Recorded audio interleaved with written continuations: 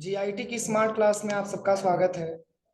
और MS Excel की इस क्लास में आज हम लोग सीखने वाले हैं कंडीशनल फॉर्मेटिंग के बारे में।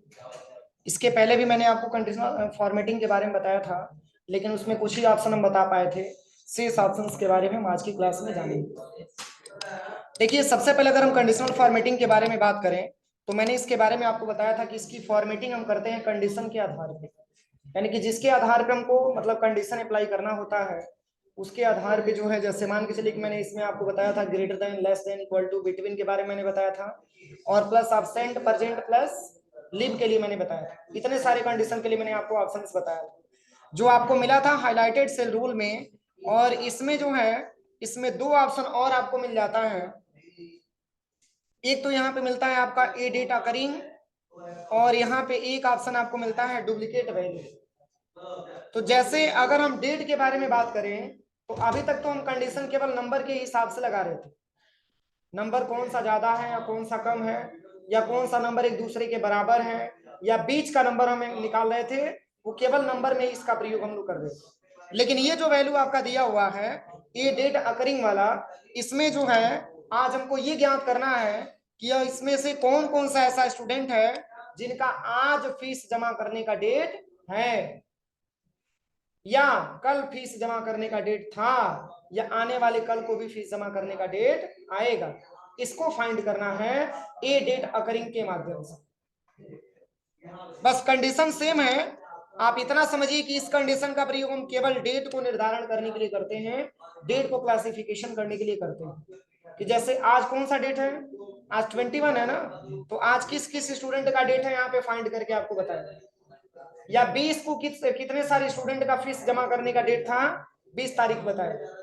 एस्टरडे का मतलब क्या होता है, एस्टरडे मतलब बीता हुआ कल, और टुमारो मतलब आने वाला कल, और टुडे मतलब आज। तो टुमारो में कौन कौन सी वैल्यू लेगा, तो टुमारो में ले सकता है ये वाला वैल्यू, सॉरी ये वाला, हाँ यही वाला वैल्यू ले सकता है, ये वाला नहीं, ये तो 10 है ना। टुमारो में किसी का दिख रहा है, टुमारो में किसी का नहीं दिख रहा है। चलिए हम इसको चेंज करके टुमारो बना देते हैं। इसमें जो है 20 लिखा हुआ है, इसमें हम भर देते हैं 22, और मंथ चूंकि नवंबर को चल रहा है इसलिए हम इसको नवंबर में भर देंगे। अब देखिए टुमारो में इस डेट को क्या कर लेगा, कैप्चरिंग कर लेगा। इस तरीके से हम डेटा को आसानी तरीके से फाइंड करेंगे।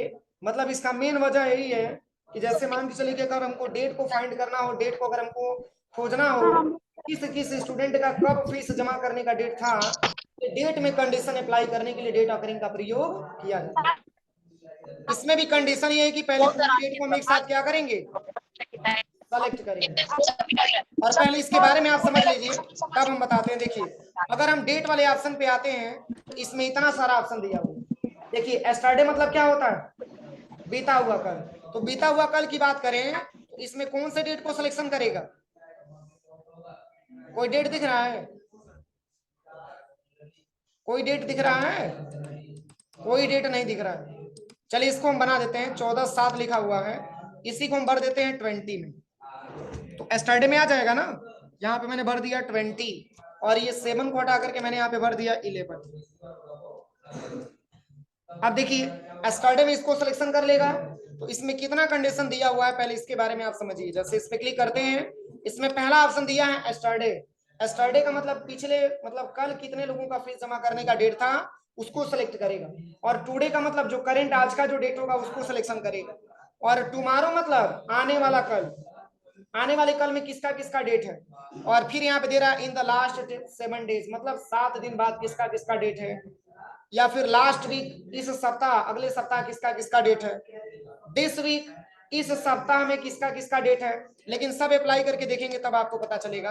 देखिए पूरा डेट को पहले तो मैंने सिलेक्शन कर लिया, सिलेक्शन करने के बाद आपको चले आना है सबसे पहले कंडीशनल फॉर्मेटिंग में, और यहाँ पे आ जाना है सबसे पहले डेट अकरिंग। आप यहाँ पे देखिए केवल एस्टरडे मैंने लिया है, तो एस्टरडे वाला डेट यहाँ पे सिलेक्शन किया। देखिए क्या लिखा हुआ है, वैल्यू में क्या लिखा हुआ है, एस्टरडे लिखा है, तो इसमें केवल एस्टरडे वाला डेट यहाँ पे सेलेक्ट किया। मतलब पिछले कल जो है केवल पिंकी को फीस जमा करने का डेट था। समझ में आ रहा है। अब चलिए इसमें हम ले लेते हैं टुडे। टुडे का मतलब आज, आज में कौन सा डेट सिलेक्शन करेगा, आज में कोई डेट है? आज में कोई डेट नहीं है क्योंकि 11 मंथ है आपका, लेकिन 11 मंथ में आज का कोई डेट नहीं है। चलिए इसको हमने ओके कर दिया, टुडे वाला फंक्शन मैंने यूज किया है ना। अब चलिए कोई दिक्कत नहीं है, जैसे यहाँ पे 9th मंथ लिया हुआ है, इसको हम हटा करके जो है आज का डेट हम भर देते हैं। इसमें मैंने भर दिया 21 और इसमें मैंने भर दिया 11, तब तो आज का डेट हो जाएगा ना। तब इसको एक्सेप्ट कर लेगा। देखिए इसको कलर कर लेंगे। समझ में आया? मतलब आज बता सकते हैं कि आज भी पिंकी का फीस जमा करने का डेट है। फिर से मैंने इसी को सिलेक्शन किया, सिलेक्शन करने के बाद कंडीशनल फॉर्मेटिंग में और क्लियर रूल पे यहां से मैंने इस रूल को हटा दिया। फिर अगला इसमें ऑप्शन दिया हुआ है, अगला इसमें ऑप्शन दिया हुआ है वो है आपका यहाँ पे अगला ऑप्शन। इसमें अगला ऑप्शन जो दिया है वो है आपका क्या, टुमारो। टुमारो मतलब आने वाला का। मैं किसका बता रहा है? निकेश का बता रहा है। मतलब डेट के हिसाब से कंडीशन लगाना हो, इसके लिए कंडीशनल फॉर्मेटिंग में डेटेड ऑप्शन का प्रयोग हम लोग करते हैं। इसमें और भी ऑप्शन दिया है, इन द लास्ट 7 डेज में इतने लोगों का बता रहा है।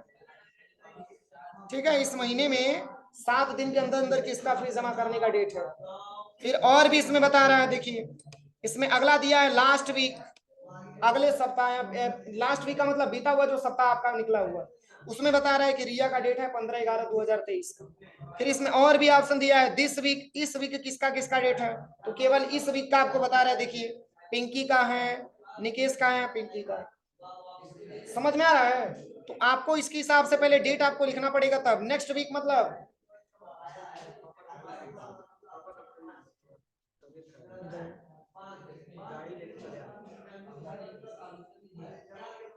नेक्स्ट वीक का मतलब अगले सप्ताह में किसका किसका डेट है। तो अगले सप्ताह का डेटा कुछ नहीं है जो यहाँ पे नहीं बता रहा। अगले सप्ताह का डेट क्या होगा? 30/11 होगा, 30/11 होगा या 25/11 होगा। चलिए ओके कर लेते हैं।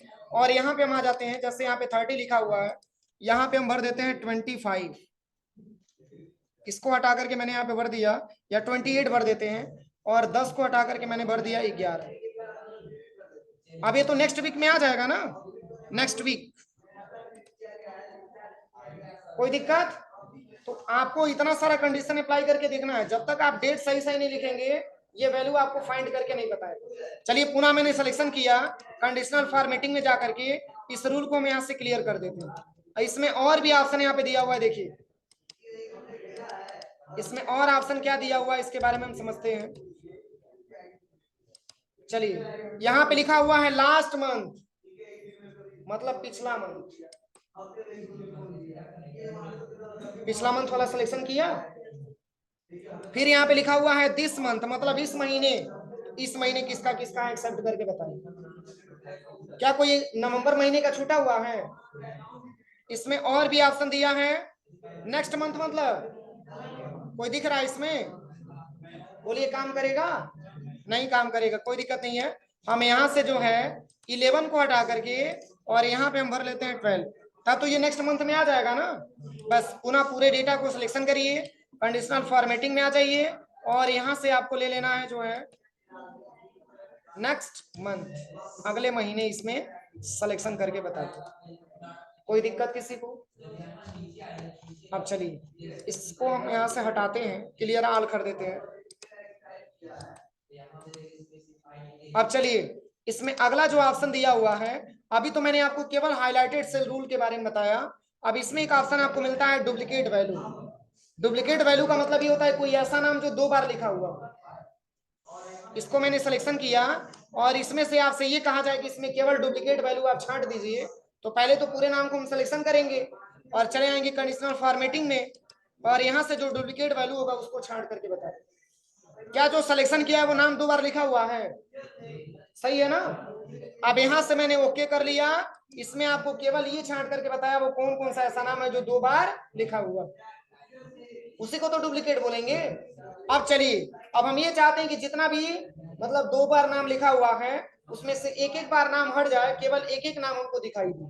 तो इसके लिए आप चले आइएगा सबसे पहले डाटा टैब, और यहाँ पे एक ऑप्शन आपको मिलेगा रिमूव डुप्लीकेट, ऑप्शन दिख रहा है रिमूव डुप्लीकेट, बस जस्ट इसी पे क्लिक करना है और यहाँ से ओके कर देना।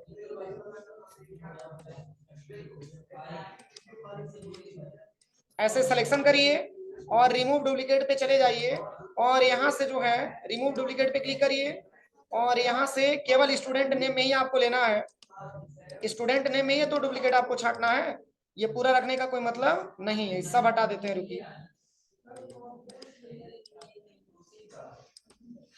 इसमें मैंने केवल ले लिया स्टूडेंट नेम और ओके कर दिया। देखिए अब कोई ऐसा नाम जो 2 बार लिखा हो, दिख रहा है कोई नाम?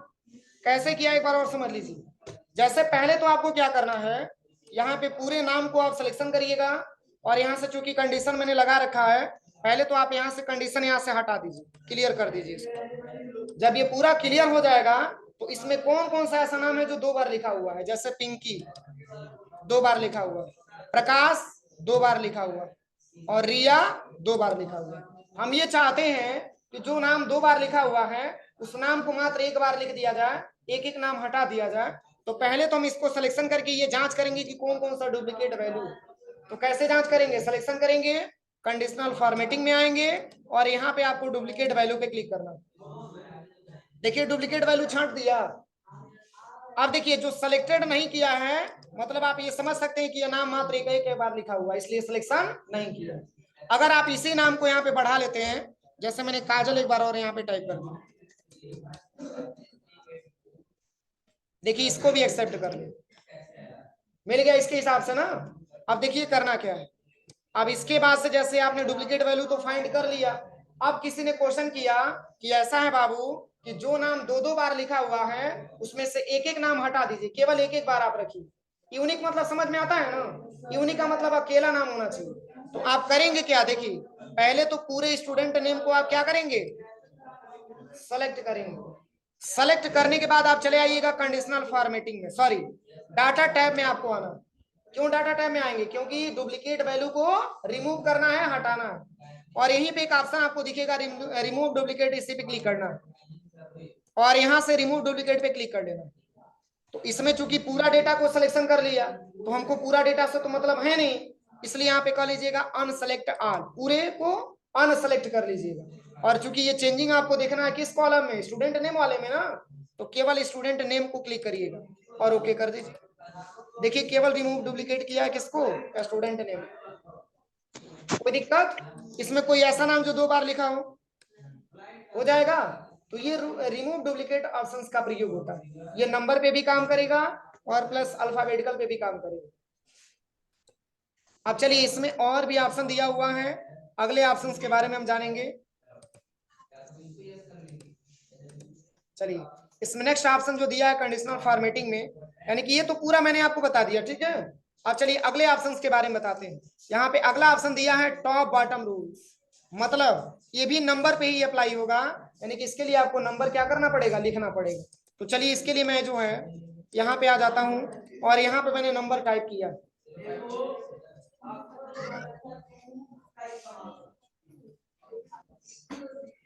यहाँ पे मैंने नंबर टाइप किया हुआ है। अब देखिए करना क्या, इतना नंबर को मैंने सिलेक्शन किया, इस तरीके से आप डेटाबेस बना लीजिएगा, ठीक है। किसके लिए? कंडीशनल फॉर्मेटिंग में second option top bottom rule के हिसाब से। अब देखिए इसमें पहला कंडीशन क्या दे रहा है, टॉप 10 आइटम्स, मतलब इसमें इतना सारा नंबर लिखा हुआ है ना, इसमें हम ये चाहते हैं कि जो हाईएस्ट लेवल का नंबर हो उसको ये काउंट करके बताएं, उसको ये फाइंड करके बताएं। तो इसके लिए आप इस ऑप्शन पे क्लिक करिएगा टॉप बॉटम रूल्स पे और इसमें पहले वाले ऑप्शन पे बस क्लिक कर लें। देखिए केवल टॉप का नंबर आपको एक्सेप्ट करके बता रहा हूं, यहाँ पे मैंने 5 ले लिया। क्या कोई ऐसा नंबर है जो इससे ज्यादा हो और सिलेक्शन ना किया हो? टेबल में देखिए जो सिलेक्शन किया हो, क्या कहीं छूटा हुआ है क्या कि उससे ज्यादा नंबर लिखा हुआ हो सिलेक्शन ना किया हो, ऐसा है? अब देखिए अब यहाँ से 49 लिखा हुआ है, यहाँ पे मैंने 80 दे दिया, तो इसको सिलेक्शन करेगा कि नहीं करेगा? क्योंकि मैंने क्या लिया है, हाईएस्ट वैल्यू लिया है। टॉप 10 का मतलब ये होता है कि ऊपर से जो सबसे हाईएस्ट होगा उसको क्या करेगा, सेलेक्ट करेगा। देखिए इसको भी सिलेक्शन कर लेगा, किसको, 80। कोई दिक्कत? अब चलिए पुनः इसको सिलेक्शन करिए, सिलेक्शन करने के बाद कंडीशनल फॉर्मेटिंग में आइए और यहां से आप इसको क्लियर कर दीजिए। अब इसमें अगला जो ऑप्शन दिया है वो दे रहा है टॉप 10%। तो टॉप 10% का मतलब क्या होता है, अब ये तो वैल्यू परसेंटेज में अप्लाई होगा ना, जो सबसे टॉप 10 का उसका हाईलाइट करके दिखाएगा। तो सबसे टॉप 10 की वैल्यू किसकी है, बोलिए किसकी है? चलिए कोई दिक्कत नहीं है। अब चूंकि मान के चलिए आपके पास डेटा 9 है, तो आप आसानी तरीके से फाइंड कर ले जाएंगे, देख करके आप लिख लेंगे। लेकिन यही डेटा अगर ज्यादा मात्रा में हो तो प्रॉब्लम होगी कि नहीं होगी? होगी ना। इसमें आपको टॉप 10 छांटना हो तो बार बार आपको दिक्कत नहीं करना पड़ेगा।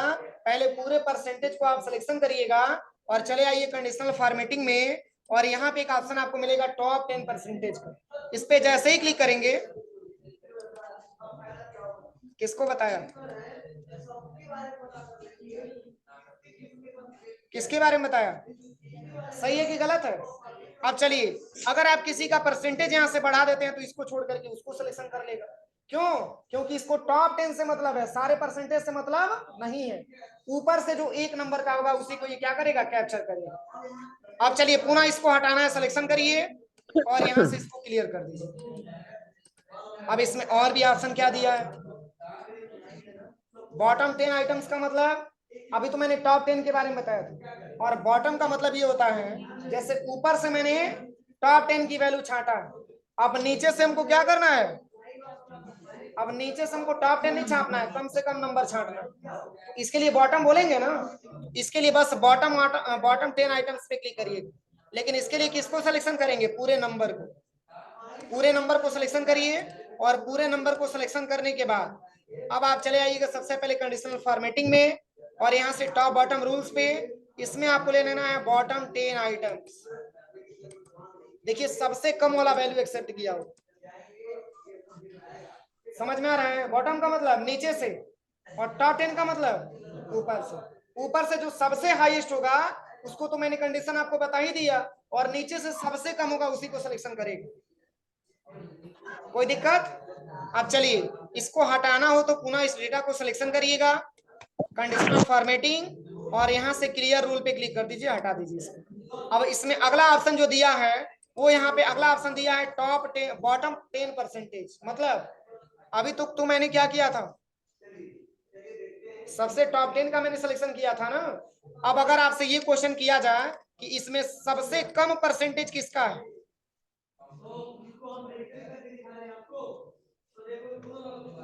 बोलिए किसका है, किसका है? चलिए पूरे परसेंटेज को सिलेक्शन करिए और चले आइए कंडीशनल फॉर्मेटिंग, और यहां से ले लीजिए बॉटम 10 आइटम, बॉटम 10 परसेंटेज। सही है, कोई दिक्कत? तो सबसे टॉप भी मैंने छांटना बता दिया और नीचे से कम भी वैल्यू मैंने फाइंड करना बता दिया। अब चलिए इसमें और भी ऑप्शन दिया हुआ है, पुनः इसको हटाना है तो यहाँ से इसको हटा दीजिए। अगला ऑप्शन इसमें दिया हुआ है एबव एवरेज, या तो आप एवरेज बोलिए परसेंटेज बोलिए, बात तो सेम ही है ना, बोलिए बात तो सेम ही है। तो इसमें हम किस प्रकार से ज्ञात करेंगे, इसमें भी तो परसेंटेज को हम एवरेज नहीं बोल सकते हैं। सिलेक्शन करिए और चले आइए कंडीशनल फॉर्मेटिंग में, और यहां से आ जाइए सबसे पहले एबव एवरेज, मतलब सबसे ऊपर वाला एवरेज किसका है। एवरेज का मतलब होता है औसत, मतलब कौन कौन से ऐसे स्टूडेंट हैं जिसका परसेंटेज, जिसका एवरेज मतलब क्या है, बराबर है या फिर मान के चलिए कि हाईएस्ट लेवल का, तो इसको हम एबव बोल सकते हैं। तो एबव में इतने सारे स्टूडेंट आए हैं, देखिए ये उठाया है कहां से, 55 से ऊपर। ये देखिए 55 से कम होगा, 55 तक होगा तो उसको छोड़ दिया, 57 से ऊपर उठाया, सॉरी मैंने गलत बोल दिया था, 57 से ऊपर ये वैल्यू कैप्चर किया है, तो यही तो ऊपर की वैल्यू होगा। इसको हटाना चाहते हैं, सिलेक्शन करिए और कंडीशनल फॉर्मेटिंग में आइए, यहां से क्लियर रूल पे क्लिक करके इसको हटा दें। इसमें और भी ऑप्शन दिया हुआ है बिलो एवरेज, नीचे से सबसे कम, तो सबसे कम में क्या लिया है, 53 लिया है। सही है, ये सब प्रैक्टिकल की चीजें हैं, जब प्रैक्टिकल करेंगे तभी समझ में आएगा। अब चलिए इसमें अगला जो ऑप्शन दिया हुआ है डाटा बार, इसमें किसी को कोई प्रॉब्लम? अब चलिए डाटा बार के बारे में हम समझते हैं। डाटा बार का मतलब ये होता है जैसे ये 1 से लेकर के 9 तक जो वैल्यू लिखा हुआ है, इस वैल्यू को हम क्या बोलेंगे, असेंडिंग की डिसेंडिंग?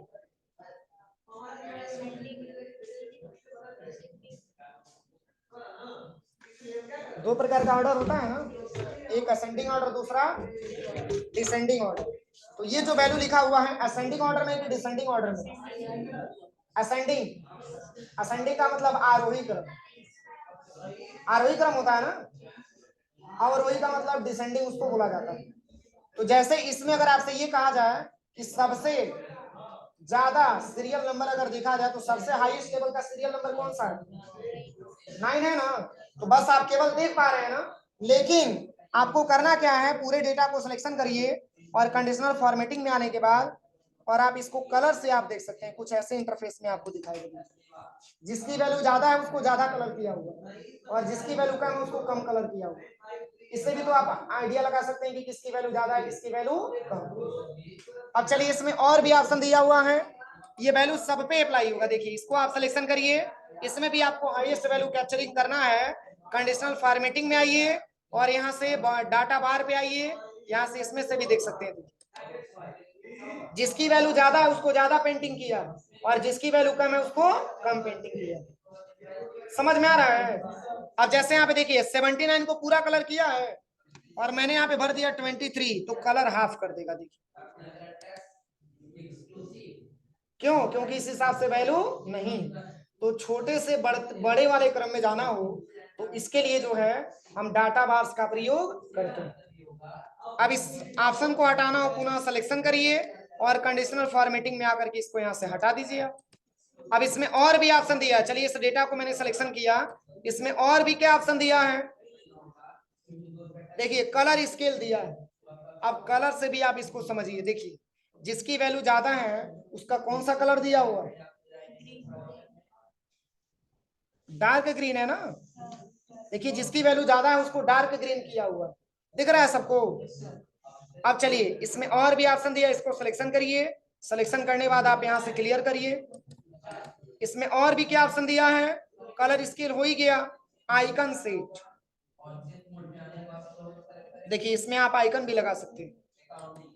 अब इससे क्या इंडिकेट हो रहा है? देखिए जिसकी वैल्यू ज्यादा है उसका एरो ऊपर की तरफ बना हुआ है और ग्रीन बना हुआ है। देखिए सही है, समझ में आ रहा है?